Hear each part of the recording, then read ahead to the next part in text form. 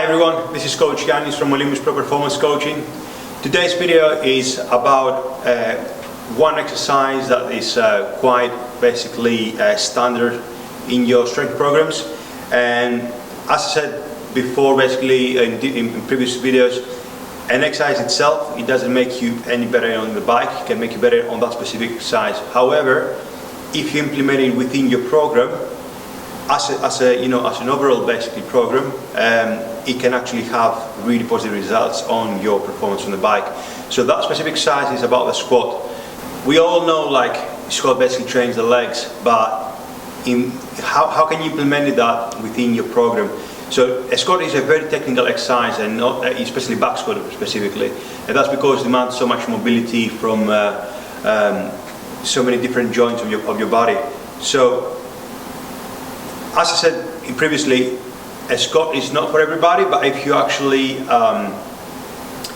know a lot of different variations, then you can make it basically more specific to your needs, and then therefore can be more specific as well for your sport. It could be motocross, or it could be mountain biking, or whatever else you're doing. So let's go and see some of the variations of the squat, and then you can pick what's best for you, and then you can actually implement in your program. Also, let me know if you have any questions of how to do that. So the first exercise I will show you now, it's a back squat. Now the back squat basically is one of the king exercises for the three big, as we say, one of the three big exercises in the world of strength. Just to make it clear, every variation targets different muscle groups, all quite similar, but it's still quite different. So just because you will do the one exercise doesn't mean that this exercise will tick basically the box for everything about your performance, your strength performance. It's very important to understand that every exercise targets different muscle groups, and every exercise will target different goals that you're looking to achieve within your program, or within your performance basically spectrum. We're gonna do this exercise in a minute, and then we're gonna break it down to different variations, and then you can pick from these.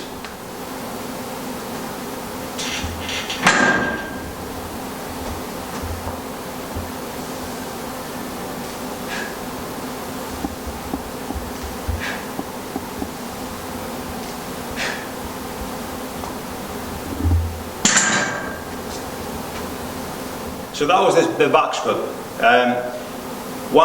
Why back squat, or generally the squat, it's good for motocross or mountain biking?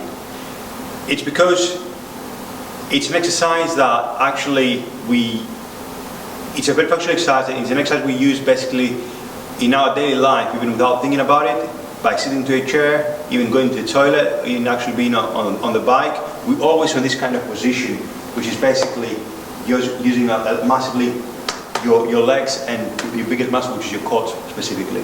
So by strengthening these muscles, these muscle groups specifically, and by conditioning them properly, that can increase your performance. And the reason it can increase your performance is because the stronger you are and more conditioned you are basically, the longer you can last basically on the bike.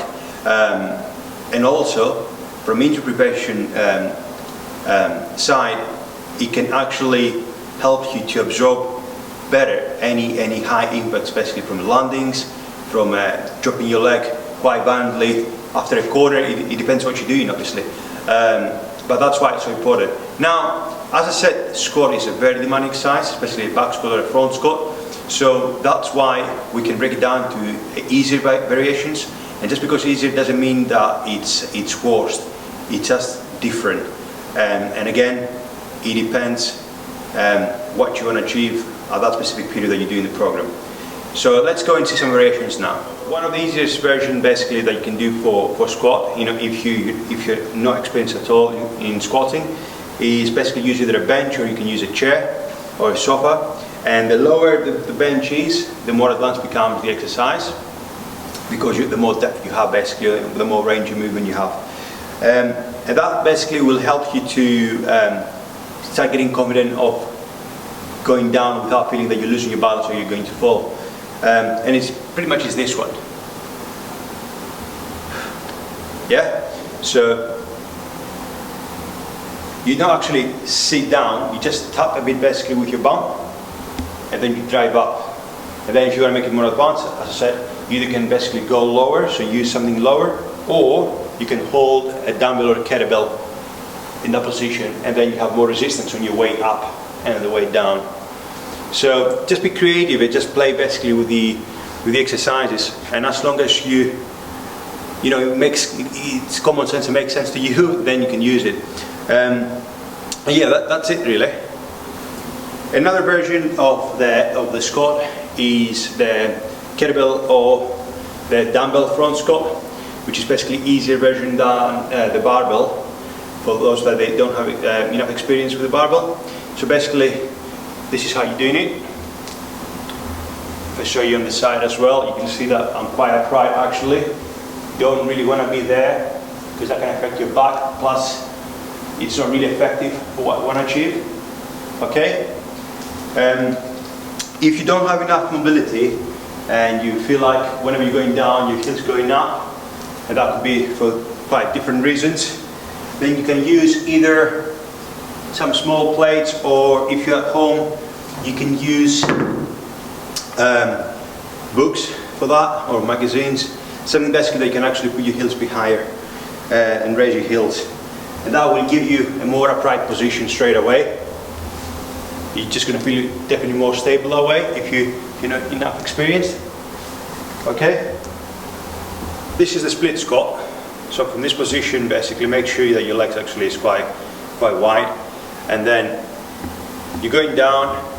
Now this is the body weight version, but then if you want to increase the resistance, you can add some dumbbells that's inside your arm. You can also hold, if you want, this position and make it like a goblet side or a front squat side, you name it anyway. Okay. Now another version of the squat is the Bulgarian split squat.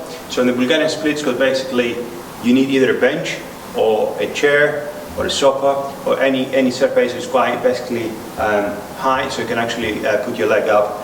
When you put your leg up, just make sure that the curve of the ankle is right at the edge of the bench, so when you're actually going down to be able to flex it, because if you put it further back, then you block yourself from going down. If you put it too far, then you don't have enough balance. In my head as well, you know, the foot. So yeah, just basically right where's the curve, and then from there have a nice upright position, just go down nice and slow, just control the movement. And again, if you want to increase the resistance, just use basically dumbbells or kettlebells. You can also use, if you want, either a barbell, depends how advanced you are, or you can use a kettlebell or a dumbbell basically for front squat position, and again going down. Okay, all the drive goes through the front leg. Okay, so this is some of the variations of a squat that we use in our strength programs. Remember, an exercise, an individual standalone exercise, it won't make you a better rider. It's just an exercise, so you make you just better on doing that exercise. However, if you use the right variation at the right time of the right program, you can actually be very effective on your performance. So the reason we did this video is just to show you that there's not only one way, there's different methods and different ways, but the principles are few and are standard, so we don't change the principles, but you can change the exercises. If you have any questions, just please let me know by just leaving a comment or just direct message me. And if you like what you learned today, feel free to share with your friends and with your fellow riders. And don't forget to follow us on our social media, Facebook, Instagram and YouTube. Until next time, cheers guys.